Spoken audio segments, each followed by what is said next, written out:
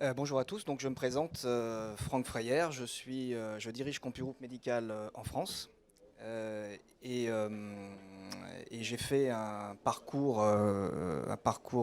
mon parcours a été fait complètement dans le numérique en santé, un parcours de plus de 25 ans jusqu'à présent. CompuGroup est une société qui est européenne, et qui est implantée en France depuis une vingtaine d'années et qui conçoit des solutions de gestion de cabinet pour les professionnels de santé libéraux.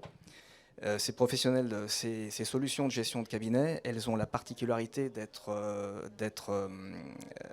intégratives et d'adresser tous les besoins des cabinets de ville. Et adresser ce besoin, c'est forcément parler de partenariat. Euh, mais on verra ça un peu plus tard.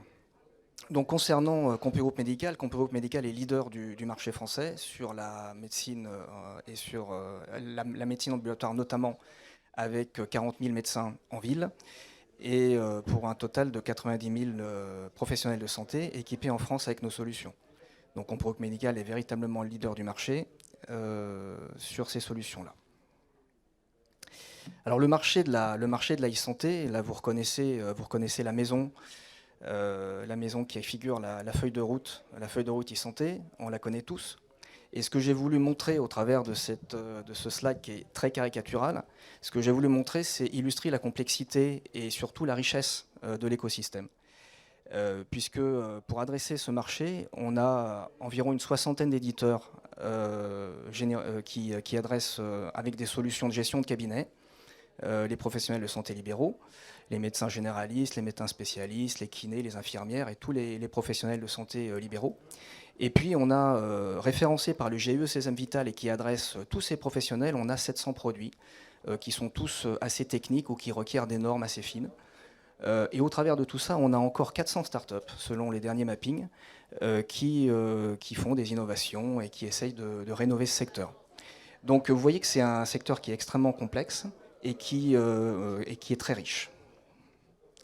Alors comment est-ce qu'on fait dans ce secteur riche pour avancer un peu?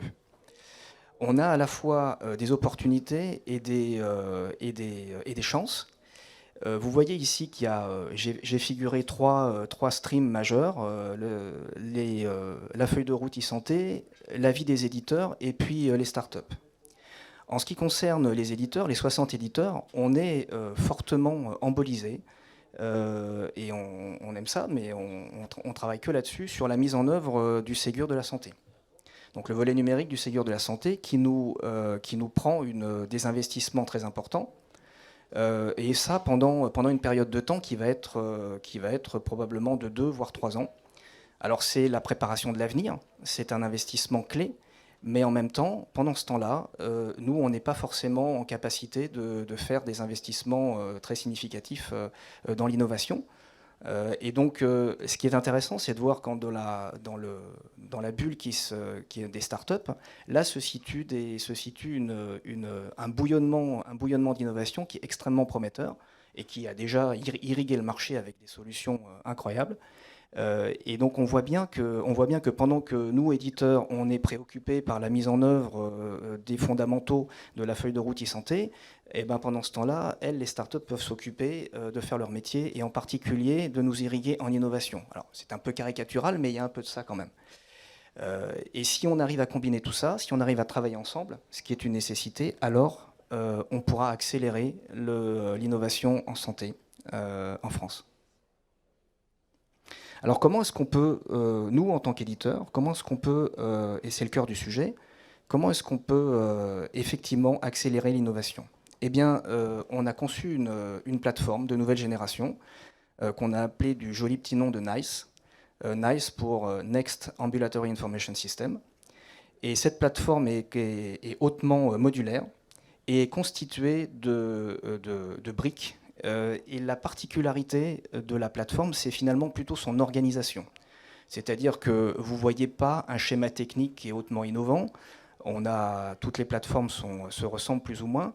Ce qui nous caractérise le plus, c'est que pour chacune des briques qui constituent ce qu'on a appelé le Business Layer Service. Pour chacune des briques, on va constituer des équipes spécifiques. Donc, si on prend par exemple la brique Clinical Record, qui est le premier, on va avoir là une équipe spécifique qui est une équipe européenne qui travaille sur tous les marchés en même temps. Et je ne vais pas aller beaucoup plus loin dans la démonstration, mais juste pour vous dire que c'est là qu'on trouve la pertinence de notre politique de partenariat, puisque vous allez avoir à disposition une équipe qui adresse tous les marchés européens sur un sujet précis. Et que font les startups? Elles adressent des sujets précis. Donc on a des équipes d'experts sur tous les sujets, et puis pour les sujets qu'on ne traite pas, parce qu'il y en a plein qu'on ne traite pas, alors à ce moment-là, effectivement, on développe une stratégie de partenariat avec des partenaires startups. Quant aux étages du bas, je ne vais pas m'étendre, mais les étages du bas sont sont plutôt sur la philosophie de la mise en œuvre de la feuille de route e-santé, c'est-à-dire on va traiter de l'interopérabilité, on va traiter de la sécurité, on va traiter de la déontologie, et on va traiter de nos capacités d'intégration fine des solutions des partenaires et de nos propres solutions dans les workflows métiers des professionnels de santé. Et ça, c'est véritablement la clé pour dégager du temps médical utile pour les professionnels de santé.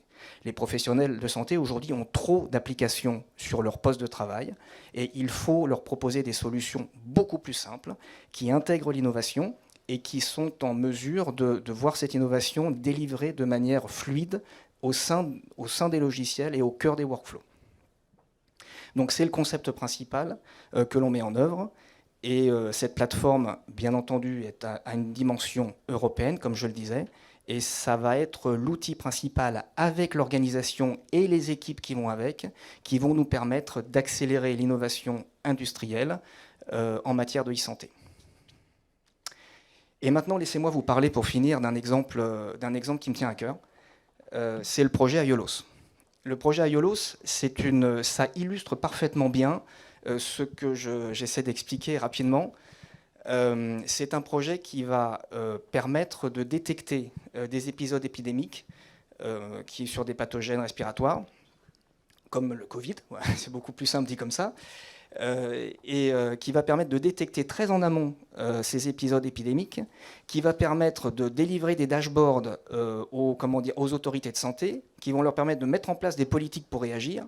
Et là où ça devient intéressant, c'est qu'on va pouvoir déployer ces politiques en temps réel dans toutes les solutions pour mesurer la pertinence des politiques qui sont mises en place pour traiter ces épisodes épidémiques et réagir et itérer, et en particulier concernant CompuGroup Médical. Donc vous voyez qu'on intègre un certain nombre de flux de données, même les flux de météo, les réseaux sociaux, la mobilité, des opérateurs télécoms. On intègre beaucoup de données, ça va intégrer beaucoup de données.